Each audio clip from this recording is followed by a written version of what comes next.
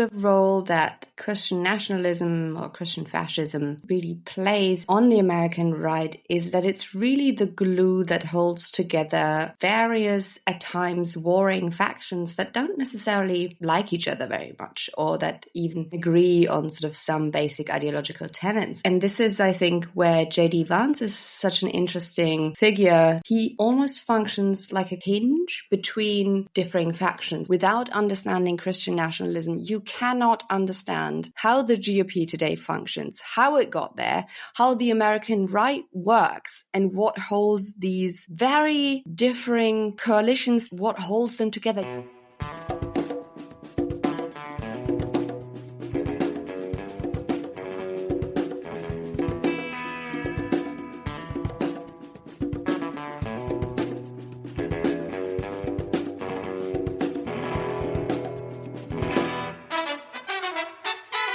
Welcome to episode 215 of the Refuse Fascism podcast, a podcast brought to you by volunteers with Refuse Fascism. I'm Sam Goldman, one of those volunteers and host of the show. Refuse Fascism exposes, analyzes, and stands against the very real danger and threat of fascism coming to power in the United States. In today's episode, we're sharing an interview with author and senior correspondent for Religion Dispatches, Annika Brockschmidt. But first, thanks to our patrons who make this show possible. Become one today at patreon.com/refusefascism. Thanks to those wonderful folks who got their Refuse Fascism T-shirts to support the show and spread the imperative. You can get yours today. Just see the link in the show notes. After listening to today's episode, I hope you'll take a moment to rate and review the show and help people discover this resource and join the community. Thanks to those who already have done this, like Please Help Players did earlier this month on Apple Podcast, giving us 5 stars, saying, appreciate. Thank you all. Today, we are going right into the interview because it covers a lot of ground and is in-depth and timely. Annika helps unpack how specific, distinct, and overlapping forms of theocratic Christian ideology and identity weave together the 21st century American fascist movement. Together, we walk through why mainstream media and the Democratic Party attempt to deflect, paper over, and deny this indisputable fact, and why people who buy into that denial are constantly surprised and disoriented when fascism advances. We dive into the particular role patriarchy plays in this dynamic, where the cruel domination of women and violent reassertion of oppressive gender roles are central to their worldview and the society they are intent to bring into being. Our discussion took place before the latest Vance podcast clip resurfaced, where he claimed that women like those he went to Yale with, who chose professions instead of child rearing, quote unquote, choose a path to misery. In this same 2021 interview, Vance whines that men in America were, quote unquote, suppressed in their masculinity. Make no mistake, the GOP did not miss these statements in Vance's background in opposition research. These views are selling points for the fascist movement and a force of attraction for too many men across society seething with male grievance. Lastly, we touch on bleak developments in Germany, where fascists are poised to make advances in a wave of elections beginning today, September 1st. With that, here's my interview with Annika. I am so delighted to welcome back onto the show Annika Brockschmidt. She is a trained historian, author, freelance journalist. She writes for German and U.S. news outlets. You can find her on Religion Dispatches or In These Times, and she hosts multiple German podcasts and wrote 2 best-selling books on the history of the religious right and the Republican Party. Her latest of which is titled, I'm giving the English version so as not to be rude to my guest.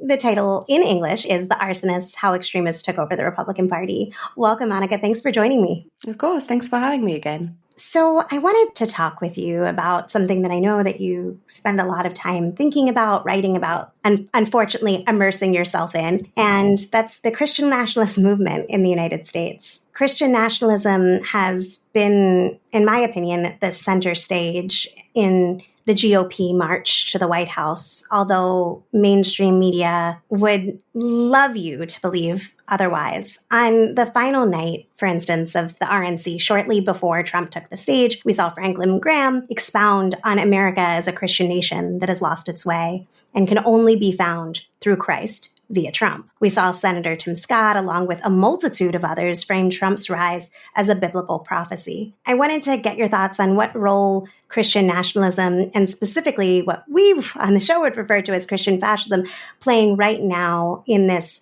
home stretch to this election that they're really putting on like a biblical plane of a religious war, the final battle. And how do you see this having evolved over time? So I think the role that Christian nationalism or Christian fascism, depending on how you want to name it, really plays at the moment on the American right is that it's really the glue that holds together these various, at times, warring factions that don't necessarily like each other very much, or that even can agree on sort of some basic ideological tenets. And this is, I think, where J.D. Vance is such an interesting figure to come in just purely from an analytical standpoint, is that he sort of functions as, I'm not sure if this is the right word in English to use, so bear with me. He almost functions like a kind of sort of hinge between certain differing factions. So you have the National Conservatives, you also have the Tea-Lights, you have the right-wing libertarians, but you also have the sort of Claremont Institute, bro-y, manosphere incel types that at the same time try to paint Trumpism as this sort of intellectual movement, or to give it a sort of pseudo-intellectual sheen. And Vance is right at the middle of this. And, you know, there's more groups. There's the post-liberals, there's the Catholic extremists, then you have the sort of standard, more evangelical religious right, but you also have new voices within the religious right that are coming to prominence. I think you've done some work on your podcast on the New Apostolic Reformation and the growing influence of more charismatic rhetoric in Christian nationalisms. We're seeing a lot of rhetoric around spiritual warfare outside of spaces where you would expect this sort of language, which of course is especially concerning. And I think Matthew Taylor has done a lot of work on this. It basically means that we are now putting a theological framework that potentially justifies very worldly violence to advance political goals. And we've seen this in the Republican Party in the last couple of years, their willingness to embrace political violence instead of just merely flirt with it. I mean, the fact alone that Donald Trump is still the head of this party effectively, I think is saying enough on this. So I think that's really the role that Christian nationalism or Christian fascism plays at the moment, is that all of these different groups in this big coalition that makes up the American right can get on board with that. And I don't mean to sound flippant, but that was also sort of the vibe that I got when I went to NATCON, to the National Conservatism Conference. I think it was in early July. And you could kind of tell that there are still these tensions between the different factions of the right. And some of them met during these couple of days in DC at this conference. J.D. Vance was the star speaker who closed out the whole conference. Back then, we didn't know he was going to be VP yet. I think he was chosen the week after. The message that kept being sort of drilled down was, albeit passive-aggressively sometimes, they allowed themselves little digs, especially against libertarians, but against factions they didn't quite like or align with. The message was, we need to be united. We need to essentially make it till November. I think that's why it's so important that Christian nationalism at this conference really was in the foreground to an extent that I found really striking. I remember you doing at least, what was it, a 4-day conference or something like that? You did in-depth coverage of it for those of us fortunate enough to not have to be there. along with Ben Lober, I believe. I found it very, very helpful and, of course, disturbing. And I was wondering, having, again, unfortunately, immersed yourself in this world for some time, what stood out to you, if anything, as surprising or different? What I did find especially disturbing was the casualness with which open white nationalist talking points were being peddled. And this wasn't just in sort of the breakout sessions that were being held in smaller hotel rooms, smaller conference rooms, but also on the main stage. If Jack Posobiec isn't the most offensive speaker, or Stephen Miller even, at your conference, that is quite the conference. That was, especially as someone who's a German historian by training, in my sort of university days, I was focused on the history of German fascism, especially with specific focus on the Holocaust and the excesses of genocidal violence during World War II and in the run-up to it. There was a casualness of a certain distinctly fascist vocabulary, not used by all speakers, but used by enough of them on the main stage of that event that it really struck me. And it was this interconnection between the emphasis of, and I'm speaking in air quotes here, ensuring a genetic future, essentially breeding to secure the future of the movement, which is something that is not entirely new. This natalist sentiment isn't new to the American right, but it was really, really startling to see it center stage at an event that I think actually rightfully claimed to now represent the mainstream of the Republican Party, which didn't necessarily 4 years ago to the same extent.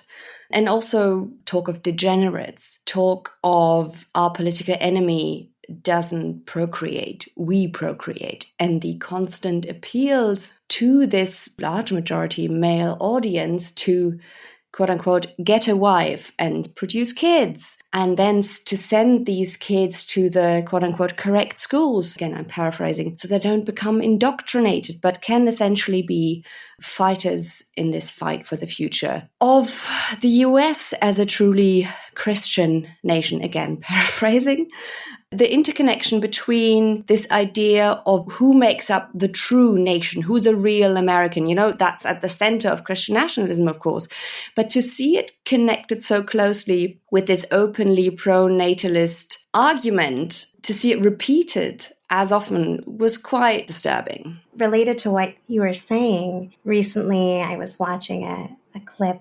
Doug Wilson, a fringe preacher with increasing influence at the highest levels, said that in the republic he envisions, a Hindu would not be able to hold office. This sounds, to us, to those listening, to most people, completely wild. And it is. But it's also reflected in U.S. history and echoes in current policy debates. For example, in New Jersey, for the first 100 years of this country's, even I think Catholics were barred from public office. And it wasn't until last year, 2023, that the state dropped its requirement that people sign an oath recognizing and honoring God to even officially campaign for state political office. And I'm hoping that you could tell us a little bit about what kind of system are these Christian nationalists, the people that you spent time with at this convention and part of the larger movement that they're a part of, what kind of system are they envisioning and how do they see this possible? Whether you're thinking short term, within the next 5 years or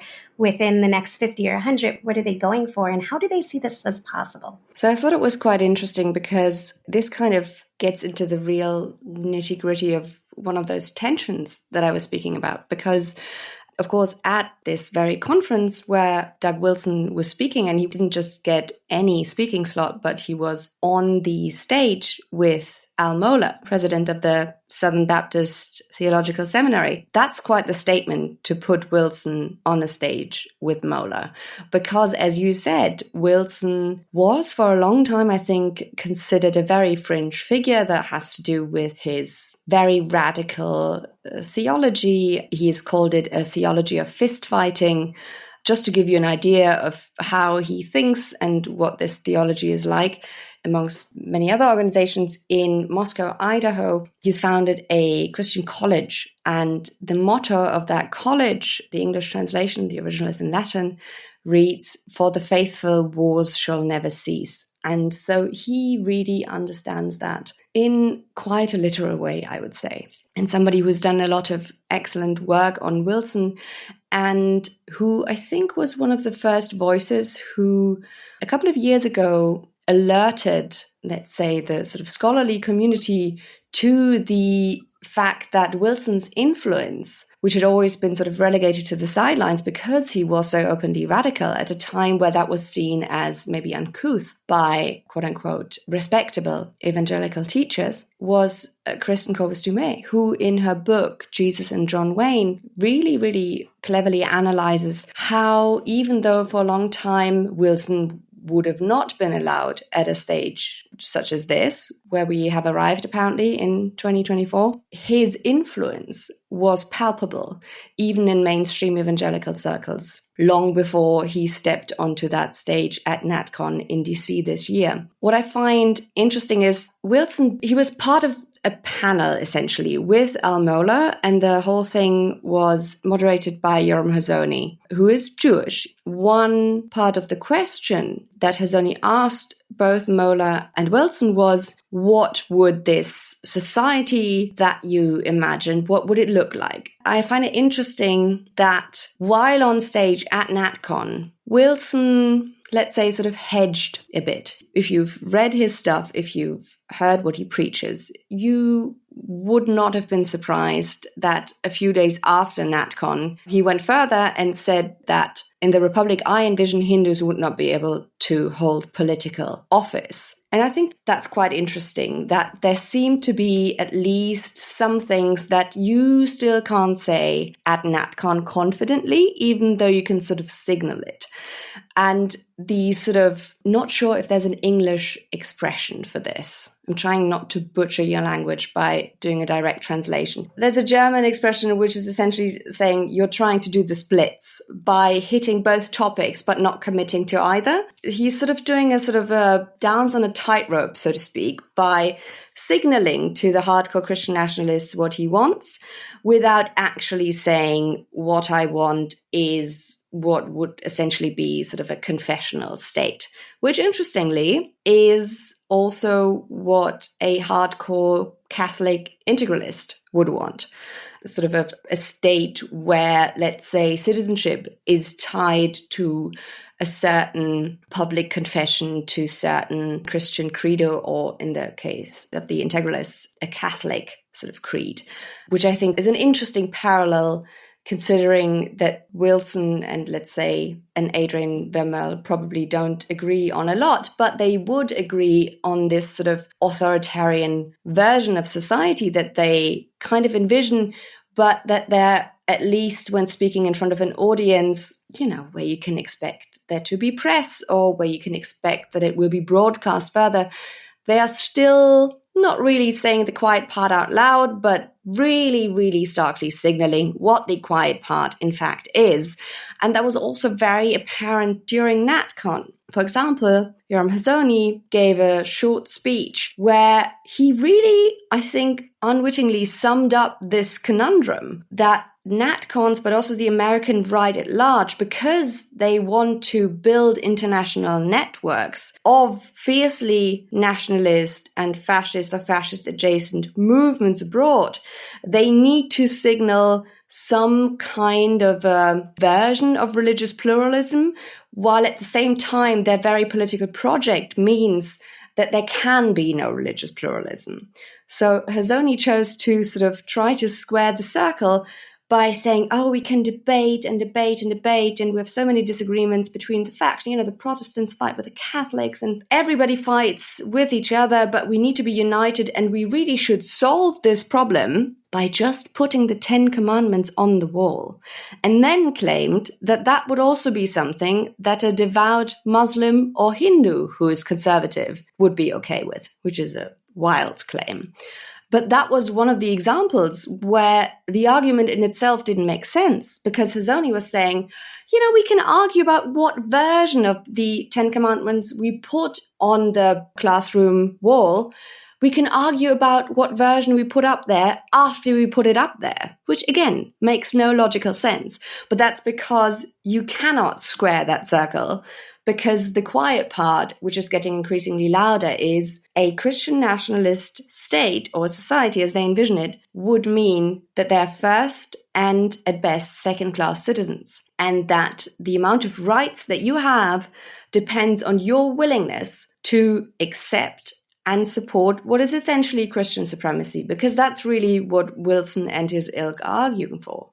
One of the things that I've been thinking about a lot, you talked to the tension and the dance that they're doing, more leaders within the GOP and within movements aligned with those goals are loudly stating their Christian nationalist aims and their Christian nationalist identity, wearing it as a badge of honor instead of trying to, no, that's not what we're saying. That's not what we believe. That's not us. I think that to me, there's this contradiction or confusion in that. On the one hand, they're being very overt, wearing it proudly, but you wouldn't see that reflected in the majority of mainstream news, analysis that people living in the United States would see or would hear from the Democratic Party leaders or whatnot, that much more emphasis as people do get close to talking about the danger of MAGA, for instance, whether it's the media or Democratic Party leaderships or spokespeople. One thing they avoid like the plague is talking about the theocratic element of the threat. And that's not to say that there is an alarm being sounded on Project 2025, but any religious aspect of that, Project 2025 as a fascist blueprint or anything like that, is off limits. Instead, it's framed as like greed, grift, or narcissism, insanity, dementia, just like hate. It's just hate as a word, when I'm not saying there isn't hate involved.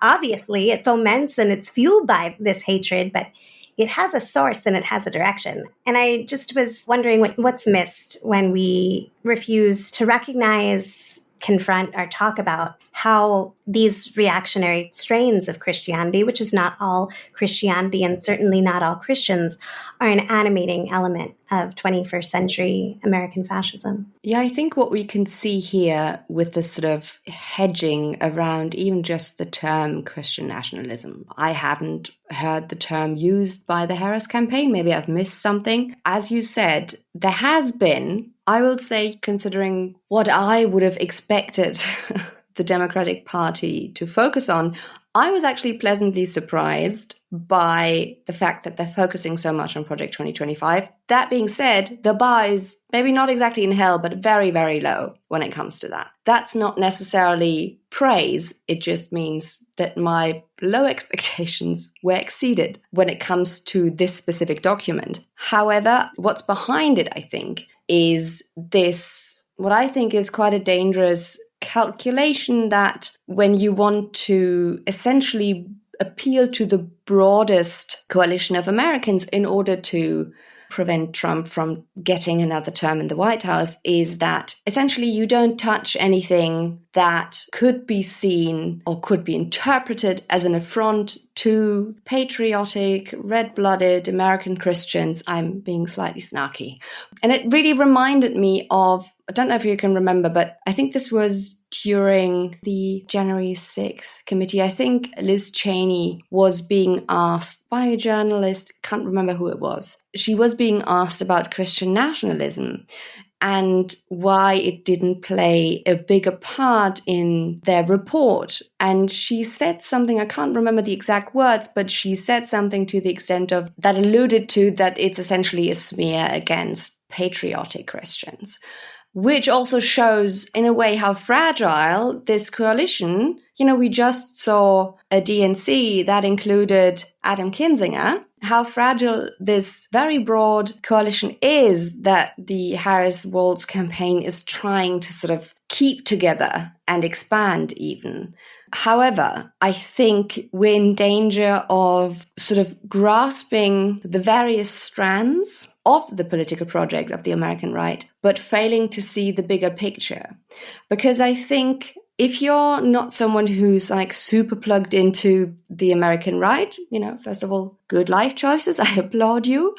However, I think people who aren't plugged into the goings-on of the American right sometimes struggle to understand how all of these seemingly random bits fit together. And I don't think you can really explain what's happening with the Republican Party and what has been happening for the last decades without the framework of authoritarian Christianity and how it's merged with fascist elements and basically given us the GOP as it is today. I don't know how it is in the US, but I would imagine it's quite similar. I encounter that often that I get people at book events asking, we see these headlines and there's some of this stuff that's being said by the GOP is very radical, but it doesn't make sense to us. Not just in the fact that they don't agree, but there's a framework that's missing. Because, campaigns are won by how you talk about, yes, policy, but also how you talk about and how media talks about, especially in perceiving that campaign, what the other side wants. And yes, Democrats have been successful in pointing out Project 2025 is radical and bad. At the same time, I would imagine that it's quite difficult. And again, I'm looking at this with sort of from the European lens. I would imagine it is quite difficult to point out Christian nationalism as a framework when, you as the Democrats are currently trying to reframe patriotism and American exceptionalism, which is a form of nationalism, as sort of this isn't just something that's privy to Republicans, but we are reclaiming it. And there are aspects of this strategy that I think are good. Sort of don't let Republicans define what middle America is. Don't let them define what freedom is. But you do get into a sort of big messaging problem, because if you are sort of trying to reclaim, let's say, a soft nationalism, which I, again, from a European perspective, especially a German perspective, I can't get on board with the concept of a positive nationalism just because German history. So I see the intention. I see that there's a good intention behind it. I just think it muddies the waters, and it basically means that Democrats can't point to the larger framework of Christian nationalism because yes, there are big differences. Christian nationalism is a spectrum, and there's been loads of reporting on it in the past in admittedly niche places, but if you know where to look for it, you can find it, on how a sort of softer version of Christian nationalism that is not explicitly exclusionary, although it is exclusionary by definition, has also been used by the Democrats. They try to use it in a positive way to paint a sort of 2022 or 2024 version of Reagan's Shining City on a Hill. But I think that would mean a reckoning with both American exceptionalism, forms of nationalism that I don't think the Democratic Party is ready for.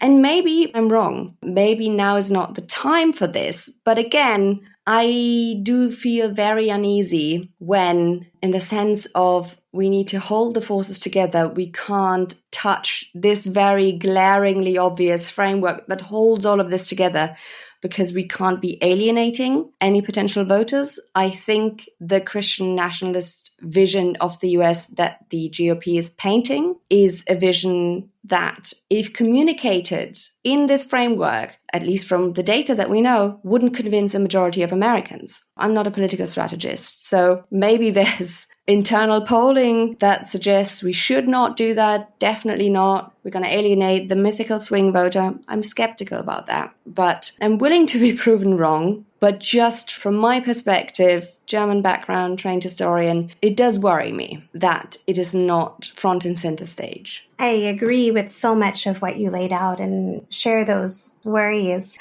The only thing that I guess I would add to it at this moment, maybe I'll think more later and add some thoughts in, but I think that there's the difference, and I think people in America more than other places struggle with this, between our government and the people. And I think that in this country, it's all gladiators. It's all our political proxy and people's deep connection, in, to me personally, very weird ways, with those in positions of government, similarly to how my mom has a relationship with every MSNBC host people have with their political leaders. But I think that if people were able to see the difference between the people in the government, both here and in other places, and see that those in power make choices that are very, very different than the choices that we make.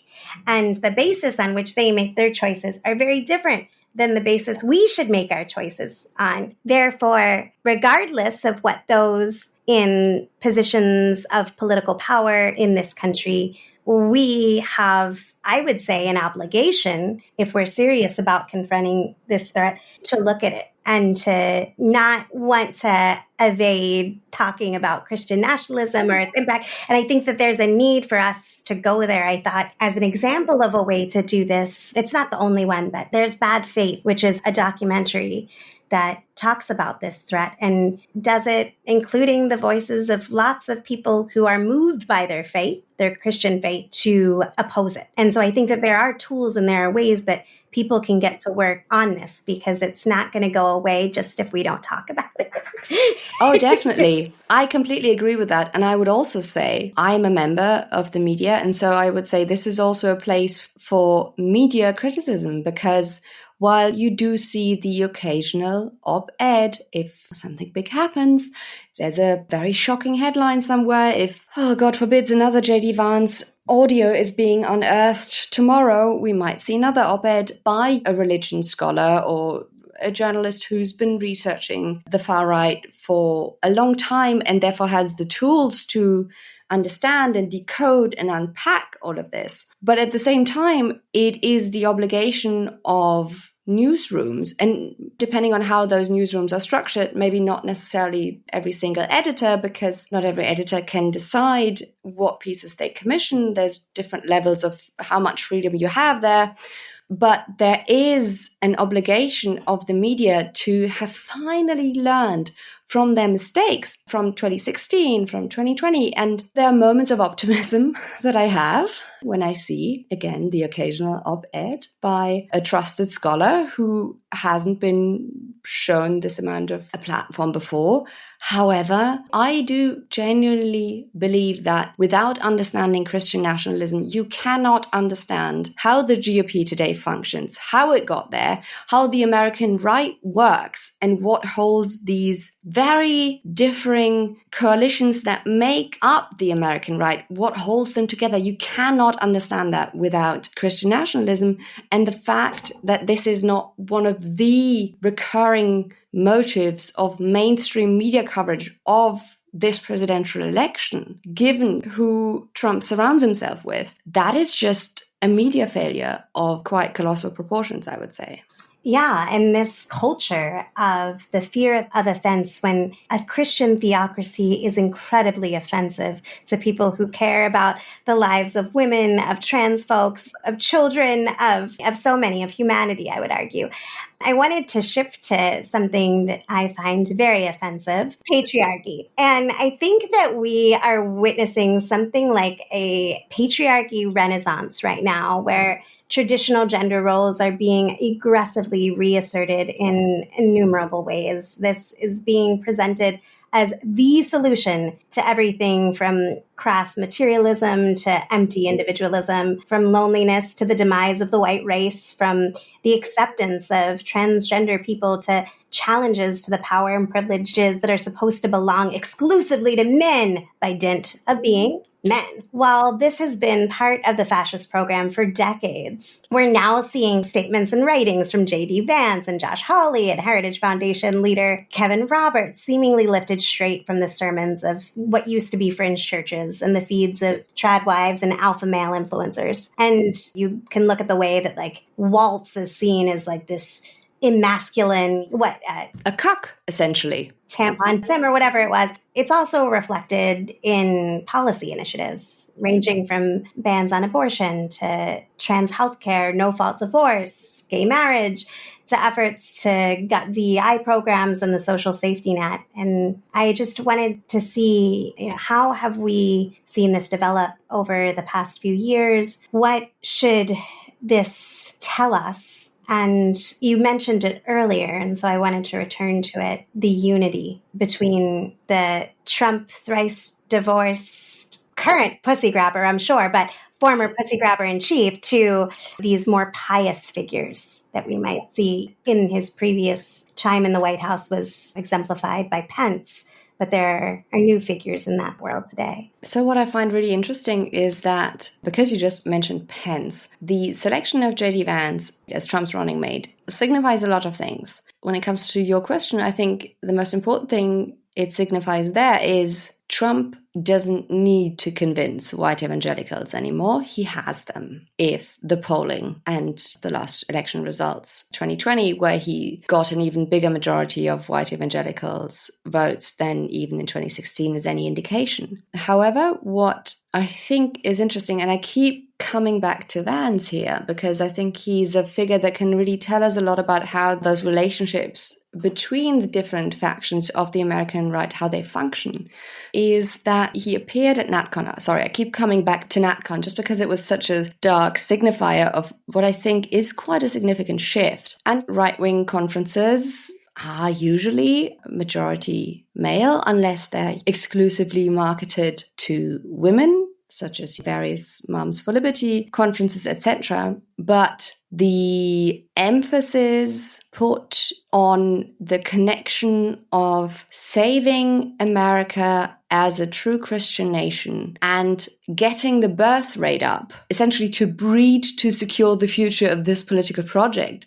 That's quite a jarring message. And that was, again, at the front and center of this conference. And that's jarring in itself. But just as someone who was sitting in the room listening to this, I was prepared. This didn't come as a big surprise, but it's still specifically jarring when this talk is being peddled to an audience of mainly men about how the only quote-unquote honorable thing is to marry and have kids, as many kids as you can. And we see this natalist obsession, it's very patriarchal natalist obsession in J.D. Vance, who it seems bestows yet another horrific unearthed recording upon us every day where he shares his utter contempt for women who, for whatever reason, don't have children, or childless people in general, which is quite ironic, coming from a converted Catholic, to say the least. But I digress. As you pointed out, what's important is that this isn't just talk. This is a part of a sort of shifting of alliances. The fact that J.D. Vance, can't remember whether it was from 21 or 22.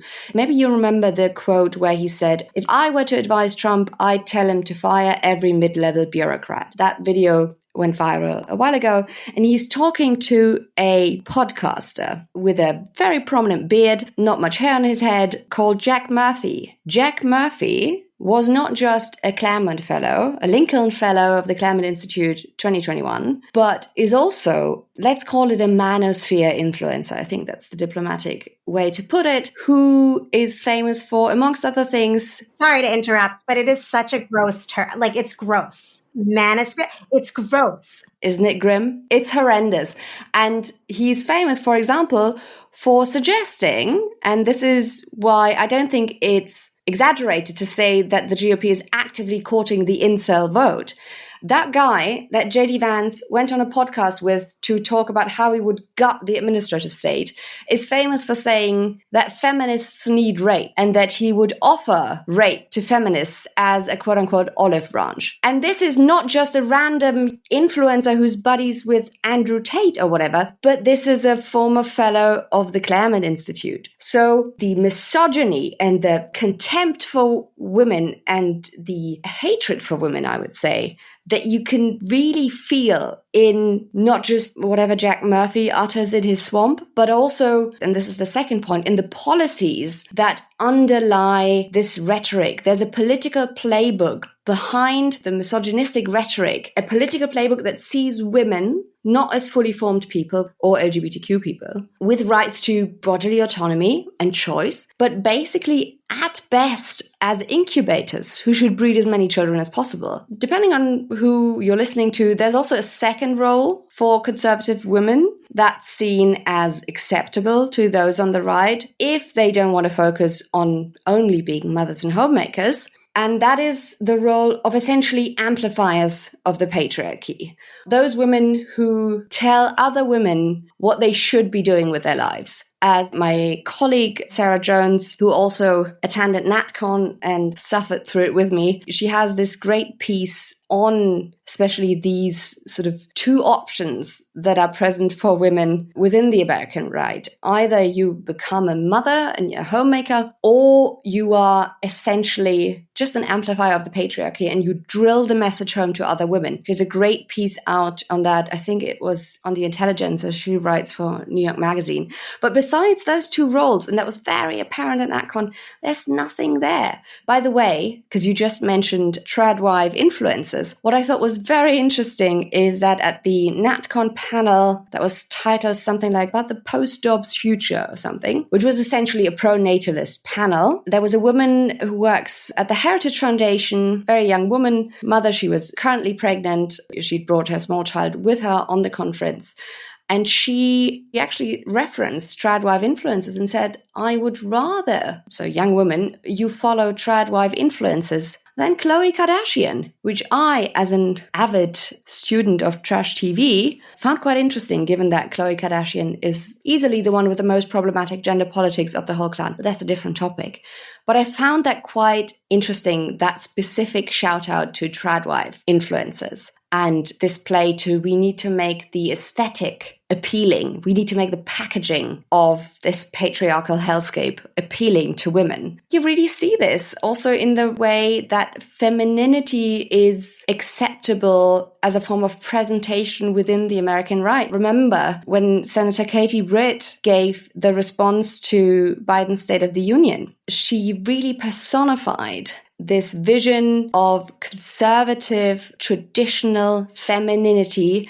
Yes, she is a senator, but she is also giving this address from her rightful place, a very creepily empty kitchen. The violent misogyny behind this political project is something that the more this movement radicalizes, and there's really not an off-ramp to it, the ideology is sort of self-radicalizing. The more this movement radicalizes itself, the more this crass, violent misogyny will step to the forefront. More importantly, it's not just rhetoric, but there's real policy proposals behind it. I wanted to emphasize again that last part. I thought that so much of what you said was so helpful, and the connection between the ideas and rhetoric and then these very real world consequences, these deadly consequences, straight up enslaving consequences that we're seeing in red states across the country, but people should not be deluded into thinking that they're safe in their blue bubble, because the goals and aims are really nationwide, from bans on trans healthcare to the rights of LGBT people to marry, the rights of women to exist as independent human beings, not as incubators, really is stark and accelerating. I think this idea that we can push it back, that there is a way to get this genie back in the bottle. I know it's a terrible phrase. I'll try to think of something else and replace it. There's no reset here. And that isn't to say that we can't change things. Not at all. But just leaving them as it is, I can only think of what that movement does if Harris wins. Let's be clear. I don't want Trump to win. I know people are confused by this, but you can actually criticize multiple things and not want Trump to win. And it is really, really bad that we are in a situation where if you say anything, the answer is, then you want Trump to win. No, that's silly, people. You need to be able to think critically. And I'm sorry that our education system that I'm a part of has failed you.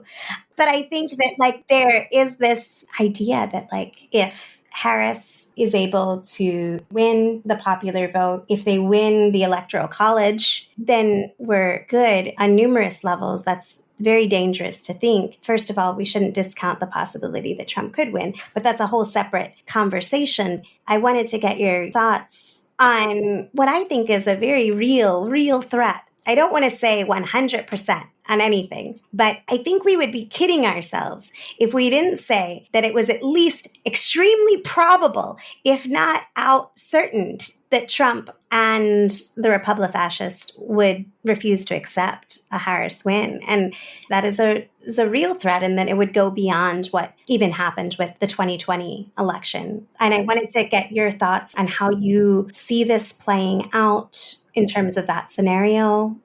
So I think that's a really, really important point. This is not just sort of me checking vaguely the vibe of the GOP. We have seen very, very clear signs that point towards a movement that, just like in 2020, is planning, should they lose or should the result be close, will not accept a loss. And there was a big piece in The Guardian, I think, in July that really focused on this and that laid out that in the state of Georgia, I think it was in August, maybe the Guardian piece is also from August. Essentially, so the Republican-controlled state election board in Georgia has just now adopted a new rule that essentially makes it easy for local election board members to drag their feet indefinitely on certifying an election. Basically, you don't really need grounds anymore to get an inquiry. You can just claim there was fraud, and that's enough to hold up proceedings indefinitely, unless higher court maybe steps in, maybe not, it's unclear. So we are in uncharted legal territory as well, which is what makes this situation more confusing. Trump has multiple times, or he has at least refused to essentially committing to accept election results, even if he loses. We've had a lot of prominent and important figures on the right, amongst them Mike Howell from the Heritage Foundation, saying stuff like, there's no chance that this will be a free and fair election. So they are setting the groundwork. I think it's important to stress that, yes, Trump also did that in 2020, but I think there's at least two factors that make our situation now different from 2020 and more dangerous. First of all, Trump and his allies have had 4 years. We see this in Project 2025, and we see it in their preparations to contest a potential election loss. It essentially just means they had 4 years to prepare. They've had time. They've had 4 years to come up with a strategy. They've had 4 years to shift their messaging. You know, at the height of the pandemic, 2020, they tried to claim, mail-in ballots mean that Democrats are cheating. This time, because the pandemic isn't at its height anymore, we don't expect such a high percentage of mail-in ballots. That doesn't really work anymore as a conspiracy theory, or it's not as persuadable even to people who are inclined to believe them anyway.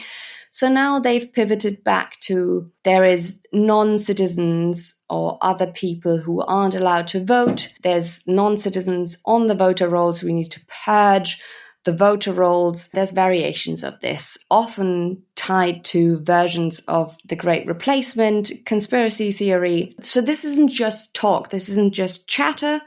We've seen lawsuits that are being filed, for example, by the RNC itself, by right-wing organizations like the sort of harmless-sounding Public Interest Legal Foundation and others, essentially to lay the groundwork to shape the impression even before the election has started that there is, in fact, widespread voter fraud. As fascism is global, and on this show, we do not see ourselves as the center of the universe, us being people that live in the United States, I wanted to get your thoughts, your insights on what's happening in Germany with these elections, where it is seeming very likely that AfD will gain power in at least certain states. And so we've done some coverage on the situation in previous episodes, but now the elections are about to happen, and I was hoping you could fill us in some. I can only say keep your fingers crossed for Germany in September. We've got 3 statewide elections coming up. So on the 1st of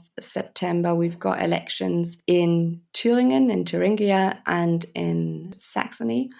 And then on the 22nd of September in Brandenburg. So these are all states in the northeast, east of Germany. If we can trust the polling, these elections will be pretty disastrous for democracy in these states, because the AfD, which is short for Alternative for Germany, Alternative für Deutschland, which is our far-right extremist party, is expected to actually win in Thüringen and is locked in a sort of head-to-head race with our conservative party, the CDU in Saxony. So it's bad. It's really, really bad. Depending on how this goes, what we'll see is how especially the Conservative Party on the state level will be willing to move, if they're going to be willing to pick a fight essentially with the National Party organization, with the CDU, because there is technically basically a ban that forbids CDU members to coalesce with the AfD, and that also goes for the state and local level. So we are potentially now at a crossroads, because my worry is that essentially if the percentages work out and there can be a conservative fascist majority in these states, I would not bet on the CDU, on our Conservative Party, on the state level to not take it. I don't know if you saw the news, but there was an Islamist terror attack, I think last Friday, where 3 people were killed and more were wounded in a knife attack that was claimed by ISIS, by the Islamic State. So you can only imagine what these last couple of days of campaigning have been like in these state level elections, but also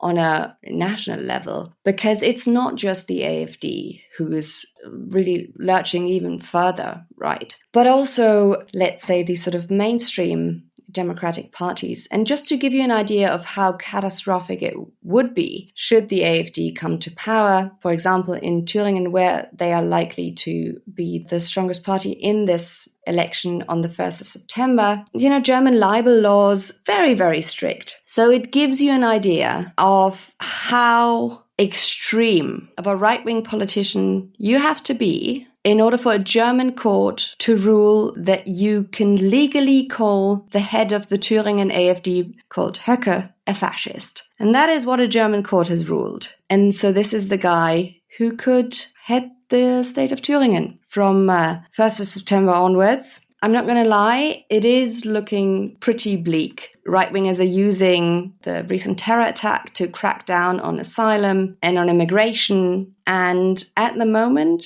centrist and even left-leaning or liberal parties don't really seem to have a counter-strategy. And in some cases, they seem to be trying to lurch farther right, to try in some misbegotten attempt to get some AfD voters, quote unquote, back, even though research on the field of political science and right-wing populism tells us that is not how that works. It's pretty bleak, I'm not going to lie. We'll be thinking of you all and following the story and covering it as this unfolds and the results come up. I'm so sorry that I ended on such a depressing note. No, it's my fault because I teed you up for that. How else was that going to end? The joyful thing is that this conversation happened, and I am so glad that it did. And I appreciate you taking the time to talk with us, to share your perspective and expertise. For those who can read in German, we will link, you fancy people, or you just Germans, can find a link to Annika's book. You can go to the show notes to find Annika's wonderful analysis, not what she's writing about, from NATCON that is up on Religion Dispatches, her latest In These Times piece. What did I miss? Where should people go to connect more with you? I mean, we can link to the podcast for those who can understand German. Oh, sure. So if you could speak German, there's a podcast that I host called Kreuz and Flagge, which is German for the cross and the flag. We do actually have some episodes that also feature English-speaking experts with no dubbing over, as Germans are otherwise wont to do, which drives my English-speaking partner up the walls, because he has discovered that every English-speaking film is synchronized into German, and there's no attention paid to whether or not the lip movements align. But that's a different topic. But yeah, so you can find me there. You can find me on Blue Sky, where I am increasingly more active as Elon Musk's hell site descends further into just a maelstrom of horrific extremism. You can find me if you put in my name, or if you want to avoid the absurd amount of consonants, you can also just type in my handle, which is called Ardent Historian. Thank you so much. Thank you. Thanks for listening to Refuse Fascism. Want to help this show reach more people at a time when it's needed most? Perfect. As people rightly agonize over the fascist threat, help grow the community we need by literally wearing Refuse Fascism across your chest by purchasing one or more of our Refuse Fascism T-shirts or tank tops. See the show notes for the link to get yours. If you want to take a step further, become a patron for as little as $2 a month at patreon.com/refusefascism. Whether you can give $2 a month or $25 a month, it all makes a difference in producing and promoting this independent, all-volunteer weekly pod.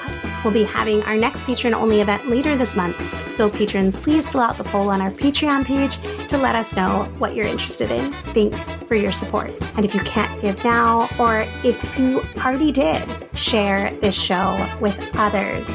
Send it to your friends and family, coworkers, neighbors, whoever, or go and share it with some strangers by rating and reviewing on Apple Podcasts, wherever you listen, or comment on our social posts or YouTube uploads. It makes a difference and is so appreciated. And of course, follow, subscribe, wherever you listen so you never miss an episode. As always, we love hearing from you. Find us on social media at Refuse Fascism. Find us on YouTube at Refuse_Fascism. Be sure to hit that subscribe button if YouTube is your jam. Or leave a voicemail. See a link in the show notes. If you want to reach me, find me at That Bad Place, Twitter, at Sam B. Goldman. Drop me a line at Samantha Goldman at refusefascism.org or over on the TikToks at Sam Goldman RF. Thanks to Mark Jinkelman, Richie Marini, and Lena Thorne for helping produce this episode. Thanks to incredible volunteers, we have transcripts available for each show. So be sure to visit refusefascism.org and sign up to get them in your inbox. Until next Sunday, in the name of humanity, we refuse to accept a fascist America.